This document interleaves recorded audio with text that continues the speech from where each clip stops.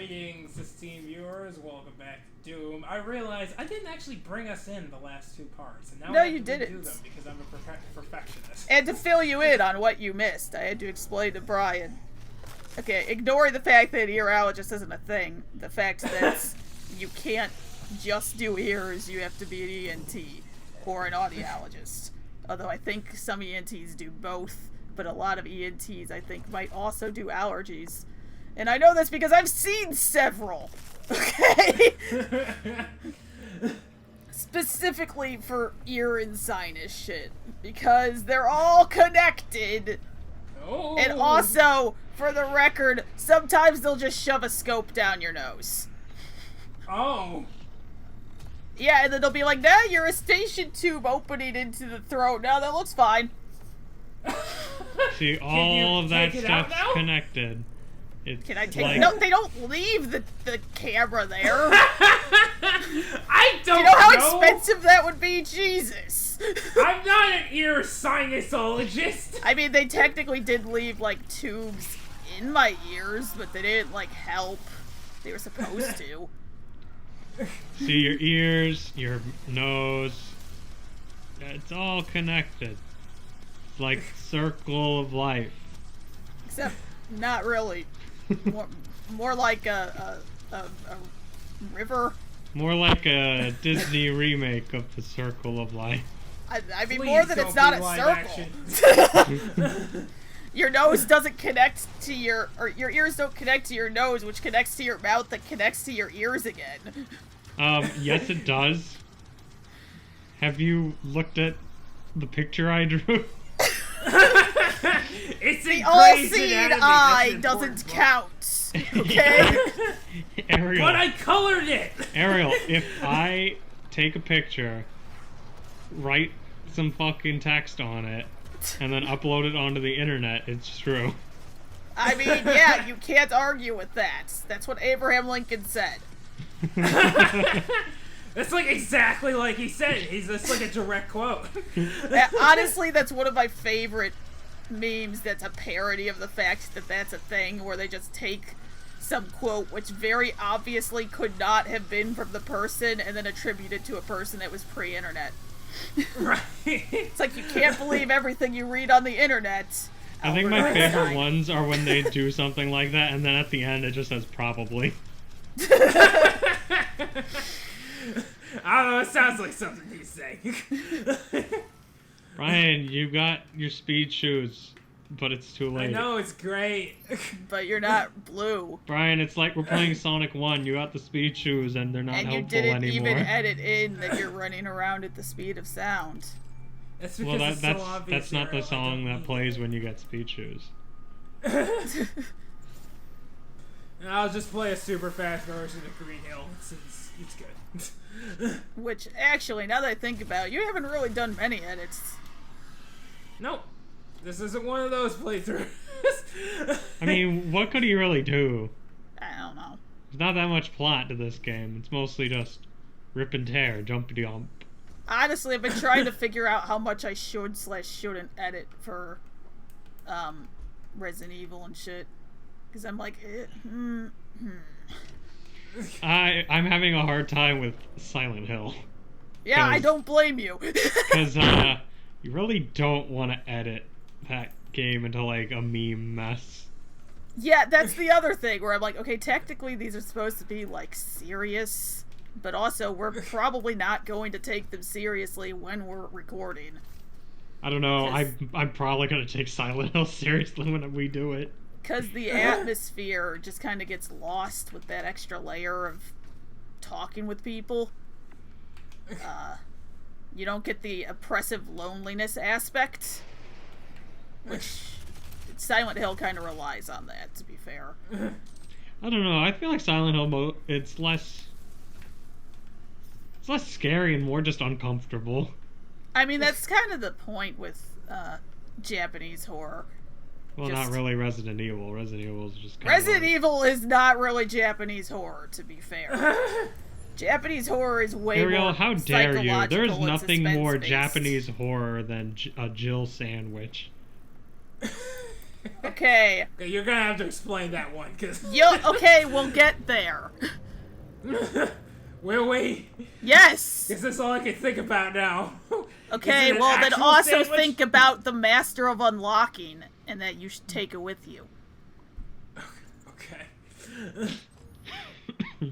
What's actually great is playing the remake and just hearing sound bites of random original Resident Evil quotes. I'm like, I see that they rewrote that line to be slightly less stupid. Did they make the Jill sandwich line as stupid? Yes. He says, any later and you would have fit nicely into a sandwich. Fuck that. Yep. It's like, okay, yeah, that makes slightly more sense in context. Alright, Brian, do you want... The original line is, that was close. You are almost a Jill sandwich. Okay, that's terrible. He says this after she was almost crushed to death by a bed of spikes. Yes. Right. Yeah. Still terrible. So, we were going through some Game Informers before, like, throwing them out. And one of them had a quiz where it was like Resident Evil quote or Fast and Furious. And I'm like, okay, well, this is going to be easy. And going through, I got them right. But what was weird is that the line, which is, of course, iconic, that it's really powerful, especially against living things. Better take it with you. And they said it was Resident Evil 6. Alright, yeah, throw it away. Yeah, I was like, no, that is OG Barry, okay? First off, Barry's not in Resident Evil 6. He isn't! I'm pretty sure Barry has literally only been in 1 and remakes of 1.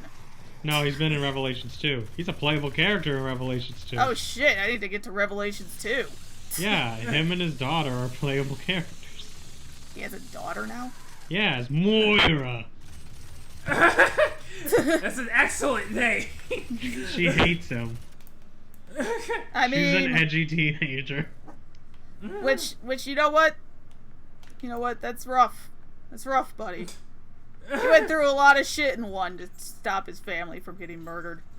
Yeah. Claire is with Moira. And yes, you have to pronounce it as Moira. Moira! I'm sorry, is Barry suddenly Scottish? No, no one says it like that in the game, but I have to. Like, what do they say it like? Like, just like with an American accent, like Moira. I mean, Okay. it's technically not supposed to be exaggerated. No, you have to exaggerate it. It's Moira. Anyway. No. Anyway.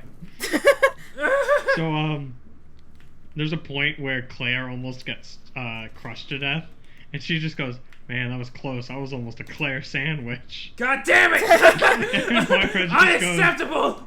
And Moira just goes, "My God, does Dad tell everyone this story?" Oh, that's great. I love it. I still have to finish Revelations 1. I've just been... God damn it. I love how he drops it. I'm sorry. It's ridiculous. Okay. Anyway, I was doing other things, but then I realized that Deadly Premonition 2 came out a while ago and I just didn't fucking notice, so I have that coming. So I can play that and then potentially... Is that a horror game? Sounds like a horror game. But... Yes, sort of. It's a sort of, okay? As with the original, it's a sort of. Alright. I've talked about the original, and we'll talk about it more when we actually play it. I also did an edit of the footage from it in the top games that came out when you turned 18, but,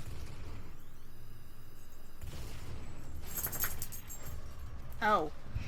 Alright, I'm here. Someone walked into my room. Okay. Well, anyway, I am hesitantly excited for Deadly Premonition 2, with which the review was, if you liked the first one, you're probably gonna like it. If you didn't like the first one, you're going to be pissed off. Wasn't it out already? Is What? it worse? Isn't Deadly Premonition Oh, apparently 2 out? it's equally, if not more, buggy, which you just kind of expect that. From what I've heard, it's like... It's not buggy in the same way. It's buggy in a more infuriating way. I mean, I've mentioned that I almost couldn't beat the boss because of the bugs in the original. Yeah, but like, this is a little... From what I've heard, it's not the same kind of charm.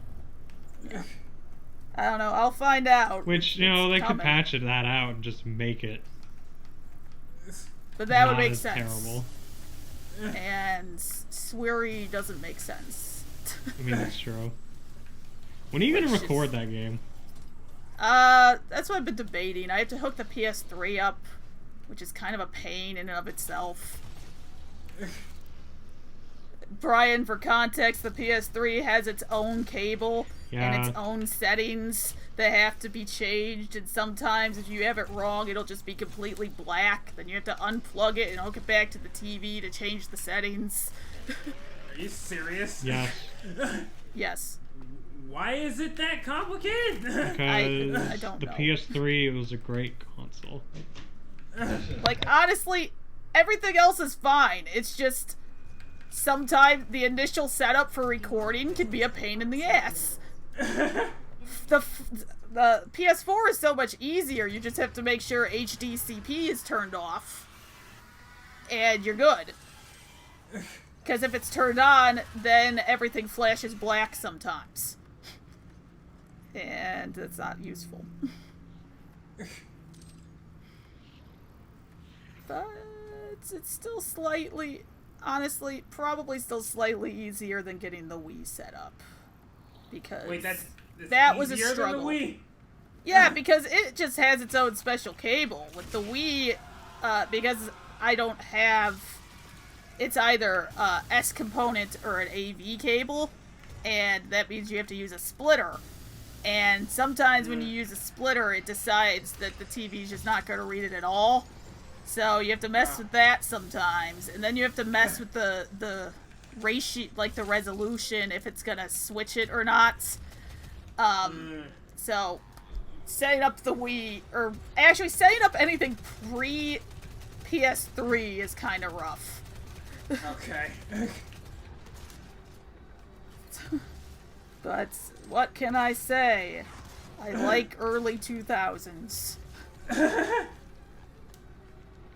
And I can't wait till I can hook up my Sega Genesis to my Elgato. I can. You want me to? It'll be a pain in the fucking ass, but I can do it. Oh, you have those connectors? You know, I may have to double check, but I definitely You got know the it uses a N64 to work. cable, right? Huh? It uses like a cable TV cable. It does, but I think I have an adapter for that. Because Jesus. the N64 used to use that too, but now mine uses a AV. And I definitely was able to record the N64. And since we're also able to use the Sega Genesis, even though TVs don't have that hookup anymore, we have to have a converter. Hey Brian, how do you feel about the Mario 3D collection being $60? I feel like I'm not fucking buying it. How do you feel that you can get Mario 64 on the Wii U for $10 and Mario Galaxy on the Wii U for $20? Yeah, I feel like I'm not, like, is it on the Switch?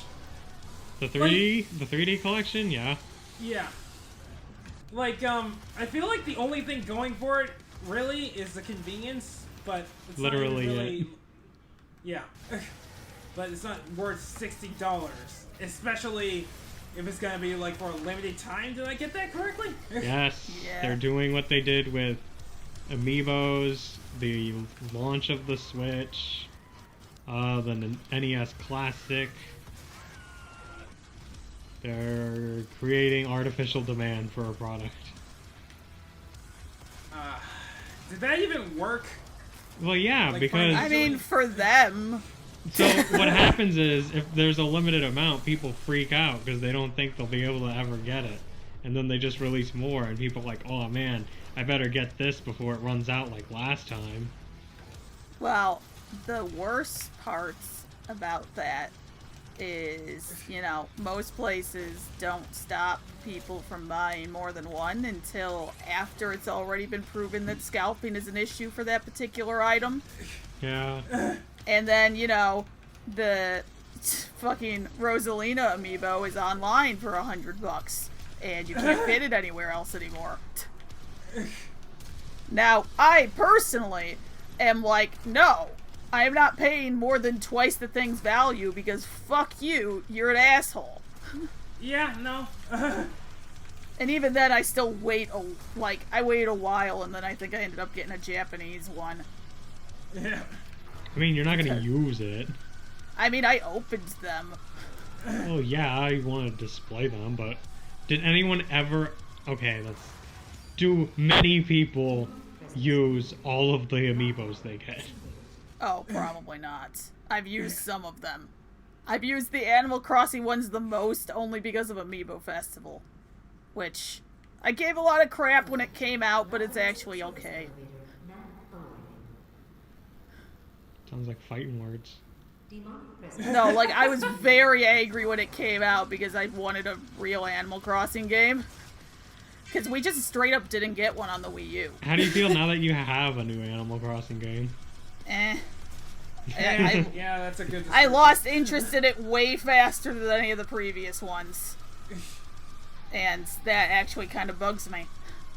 But Did you lose whatever. interest in it faster than Amiibo Festival? Probably not, but that's because... Actually, yeah, okay. Try and rip and tear up. I'm trying. Oh, you just shot Probably him. because Amiibo Festival is kind of involved if you're doing it by yourself. Like, they have loads of other mini games that are cute, but it's not like a 400-hour game.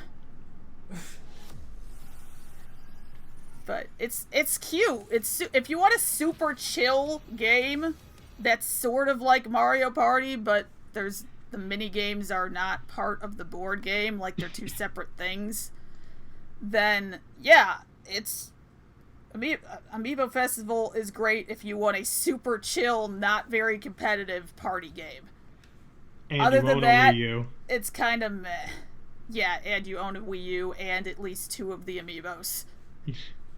If you play with them enough, you can change their clothes. Oh my god, wardrobe Oh, shit, options! son. That means I got to get KK to wear a shirt. Actually, I don't think he got a shirt. I think he got a hat. You take Still, that back!